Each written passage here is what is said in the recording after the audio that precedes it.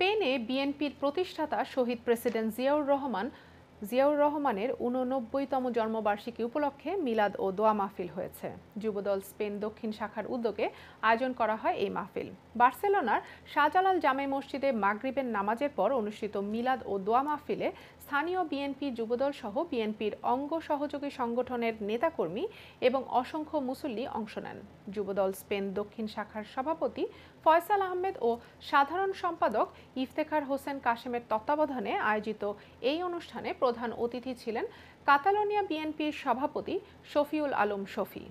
বিশেষ অতিথি হিসেবে উপস্থিত ছিলেন বড়লেখা পৌরসভার সাবেক মেয়র ফখরুল ইসলাম, কাতালোনিয়া বিএনপির উপদেষ্টা ফয়জুল ইসলাম মাসুক, যুগ্ম সাধারণ সম্পাদক তুতিউর রহমান, সাবেক সাংগঠনিক সম্পাদক হারুনুর রশিদ সহ আরও অনেকেই।